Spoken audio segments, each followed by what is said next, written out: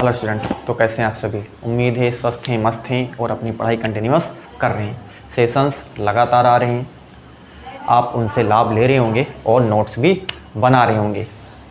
वो आपके लिए एग्ज़ाम टाइम बहुत ही बेनिफिशियल होने वाले हैं। उनसे आप क्या कर सकते हो, रिवीज़न आप कर सकते हो। आपके रास्ते में जो भी बाधाएं आती हैं, आप जब प्रिपरेशन कर रहे होते हो, तमाम प्रकार की अटकलें आपके मार्ग में आती हैं, आपके रास्ते में आती हैं। उनसे आपको लड़ करके आगे निकलना है, तभी आप अपने एम को अचीव कर सकते हो, अपने एम को पा सकते हो। खुद ही को कर बुलंद इतना कि हर तकदीर से पहले खुदा बंदे से खुद पूछे, बता तेरी रज़ा क्या है। आपको इससे एक प्रकार का मोटिवेशन भी आपको मिलेगा। आपको इस कदर मेहनत करनी है कि खुदा, ईश्वर, गॉड बंदे से खुद पूछे, बता तेरी रज़ा क्या है, तू क्या चाहता है। खुद ही को कर बुलंद इतना कि हर तकदीर से पहले खुदा बंदे से खुद पूछे, बता तेरी रज़ा क्या है। गॉड आपसे खुद पूछे, इतनी मेहनत करिए आप कि आप क्या चाहते हो, क्या बनना चाहते हो। बताइए, आपने फला चीज़ बनना चाहता हूँ, डेफिनेटली आप बनोगे वो चीज़, लेकिन आपको सबसे पहले उसके लिए हार्ड वर्क करना पड़ेगा, मेहनत करना पड़ेगा। क्वेश्चन नंबर 3 से हम स्टार्ट करते हैं। लास्ट सेशन में हमने क्वेश्चन नंबर 2 कंप्लीट किया हुआ है, तो आज के सेशन को हम कंटिन्यू करते हैं।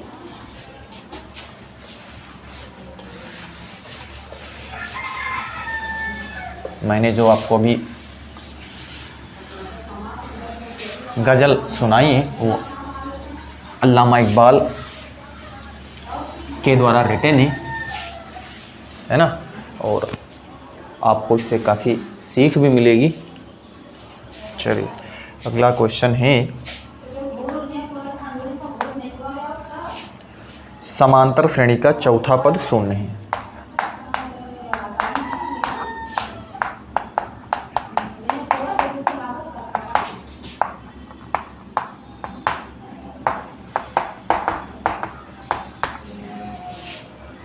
सिद्ध कीजिए कि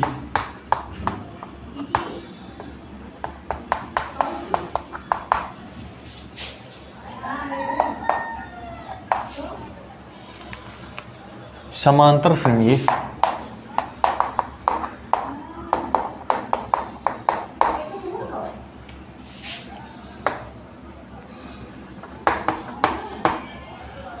पच्चीसवां पद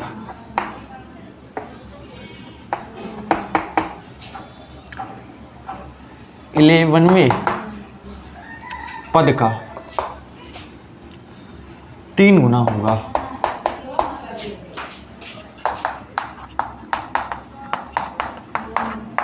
है ना, क्वेश्चन में कहा है समांतर श्रेणी का चौथा पद जो है वो शून्य है। सिद्ध कीजिए कि समांतर श्रेणी का 25वां पद, सिद्ध कीजिए कि समांतर श्रेणी का 25वां पद 11वें पद का 3 गुना होगा। इसमें ओवरऑल आपको प्रूफ करना है ना, प्रूफ ये करना है कि समांतर श्रेणी का जो 25वां पद है वे 11वें पद का 3 गुना है। ये आपको क्या करना है, दिखाना है। चलो, आपको यहाँ पर दिया हुआ है समांतर श्रेणी का चौथा पद जो है वो शून्य है, यानी कि A4 आप बोलोगे, है ना। जो चौथा पद है वो क्या है, शून्य है, तो A4 बराबर आपको क्या दे रखा है, शून्य। A4 को आप क्या लिखोगे, A4 को आप लिखोगे A प्लस 3D बराबर क्या लिखोगे आप, 0 लिखोगे, तो A बराबर माइनस 3D। इतनी बात आपको पता चले कि नहीं पता चले। आपसे ये बोला हुआ है कि A4 बराबर कितना है, 4 है ना। चौथा पद जो है, देखो A4 का मतलब चौथा पद बराबर शून्य है। A4 को आप लिख सकते हो A प्लस 3D, है ना। A4 बराबर जो होता है A प्लस 3D बराबर 0 है, A बराबर माइनस 3D। चलो आगे देखिए, समांतर श्रेणी का 25वां पद, आप 25वां पद देखिए, A25। 25वां पद क्या होगा, आप बताओ, A प्लस 24D। आपको यहाँ पर ये ध्यान देना है, जैसे आपसे पूछा 25वां पद बताइए, तो 25वां पद का मतलब है A प्लस 24D। आपसे पूछा कि 10वां पद बताइए, तो 10वां पद का मतलब है A प्लस 9D। आपसे पूछा कि 15वां पद बताइए, तो 15वां पद का मतलब है a+14d, है ना। आपसे पूछा कि 21वां पद बताइए, तो a+20d, ऐसे आपको मालूम होना चाहिए। यानी कि एक आपको यहाँ पर कम करना रहता है ना। a 25 है तो a प्लस आपके पास कितना हो जाएगा, 24d हो जाएगा। अब देखो a यहाँ से आप इसको रख सकते हो, a 25 बराबर a जगह पे -3d प्लस 24d। यहाँ पर कितना बचेगा आपके पास, 21d। आपको यहाँ पर दिख रहा है 24d है, माइनस का 3d मतलब ये, इसको 2 बोल देते हैं, 21d। आपसे 11वां पद देखो, इसको आप क्या लिखोगे, आप लिखोगे a+10d, डन, है ना। a11 बराबर a जो है -3d आपको यहाँ से मालूम है, प्लस 10d, और आपको यहाँ पर दिख रहा है 10d में से आपको 3d घटाना है, मतलब कितना हो जाएगा 7। इसको नंबर आप क्या देख रहे हो, 3। अब आप 25 जो 25वां पद है और जो 11वां पद है, इसको आप देखो, इसको देखो और इसको आप देखो, इसमें आपको क्या नज़र आता है। इसमें आपको ये नज़र आता है कि a11 जो है वो 7d है, a25 जो है वो 21d है। मतलब जो आपके पास 25वां पद है वो 11वें पद का कितना है, 11वें पद का कितना है, जो 25वां पद है वो 11वें पद का क्या है, 3 गुना है या नहीं है, आप ही बताओ। 7 त्रिक 21 होता है, 7 त्रिक 21d है ही है ना। एक बार ध्यान से सोचो, शांत मन से। मैंने ये कहा कि जो 25वां पद है, मतलब 25वां पद 21d है, जो 11वां पद है वो आपके पास 7d है, तो 25वां पद 11वें पद का, जो 25वां पद है, 25वां पद 11वें पद का कितना है, 11वें पद का 3 गुना है। मतलब इसमें जब आप 3 से गुणा करोगे तब जाकर के 25वां पद आपको मिलेगा। तो 25वां पद 11वें पद से 11वें पद का 3 गुना है। समीकरण तो इसे हम लिख देंगे, समीकरण 2 व 3 से स्पष्ट है कि a25 जो है a11 का 3 गुना है। बस यही आपको क्या करना है, प्रूफ करना है। प्रूफ्ड, ठीक है। तो इतना नॉर्मल था, आपके 2 नंबर इसमें पक्के हो जाएंगे और आपको इसमें ज़्यादा कुछ और करना भी नहीं है, ठीक है। अगले क्वेश्चन मूव करते हैं, आप इसका स्क्रीनशॉट लीजिए।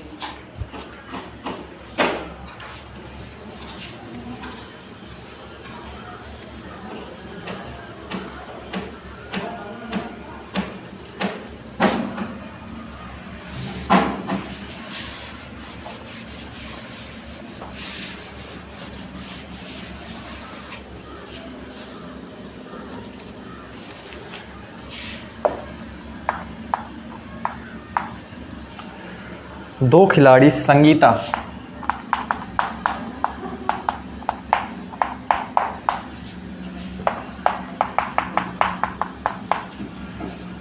और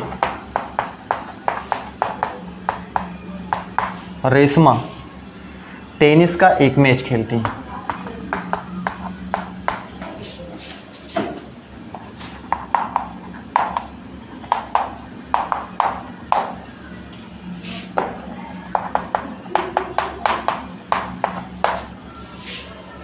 संगीता द्वारा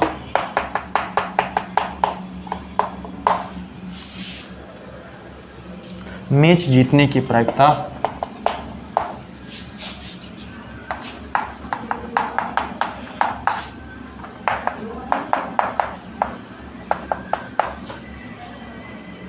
0.62 है। रेशमा के जीतने की प्रायिकता ज्ञात कीजिए।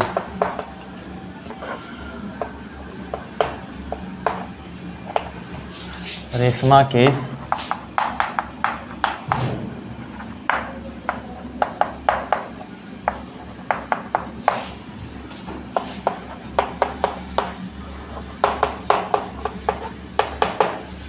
ये क्वेश्चन आपसे बोला हुआ है। क्वेश्चन को मैं रिपीट करता हूँ। क्वेश्चन में कहा है दो खिलाड़ी संगीता और रेशमा हैं, दो प्लेयर हैं संगीता और रेशमा, टेनिस का एक मैच खेलती हैं, है ना, जिसमें संगीता द्वारा मैच जीतने की प्रायिकता 0.62 है ना। संगीता द्वारा मैच जीतने की प्रायिकता जो है वो 0.62 है। रेशमा के जीतने की प्रायिकता ज्ञात कीजिए। मैंने आपसे कई सेशंस में बोला हुआ है, आपको हर एक सेशंस में कहीं ना कहीं प्रोबेबिलिटी से क्वेश्चन मिल ही जाते हैं। आपको चाहे वो 2 नंबर में मिल जाए, आपको 1 नंबर में मिल जाए, और इजी भी होते हैं, ज़्यादा कोई कॉम्प्लिकेटेड क्वेश्चन पूछे भी नहीं जाते, आराम से नॉर्मल क्वेश्चन पूछे जाते हैं। थोड़ा सा चीज़ें अगर आपने पढ़ी हैं तो आप आराम से उनको कर पाओगे, है ना। चलो देखो, यहाँ पर आपसे कहा है कि संगीता द्वारा मैच जीतने की प्रायिकता। देखो, संगीता द्वारा मैच जीतने की प्रायिकता, इसको आप संगीत P ऑफ S से बोल दो, है ना। संगीता P ऑफ S से, ये है 0.62। ठीक, संगीता द्वारा मैच जीतने की प्रायिकता P ऑफ S बराबर 0.62। अब देखिए संगीता द्वारा, अब यहाँ पर देखिए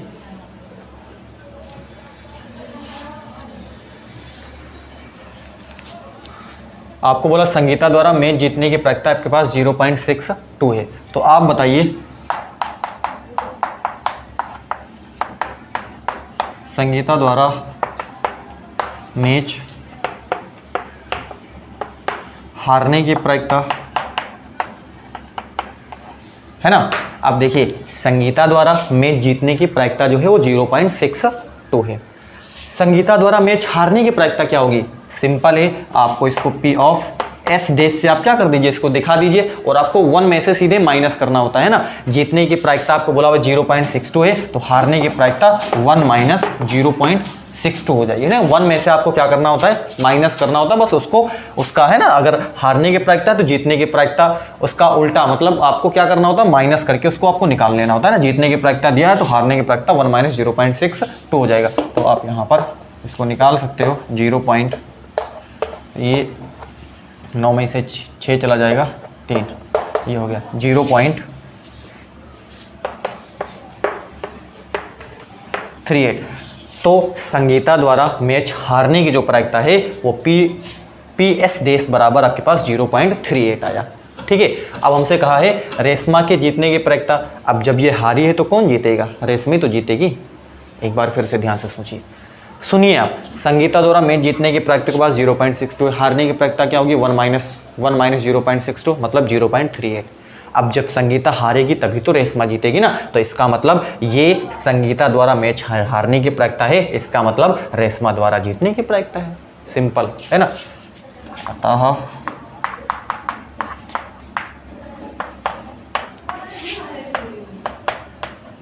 रेशमा द्वारा मैच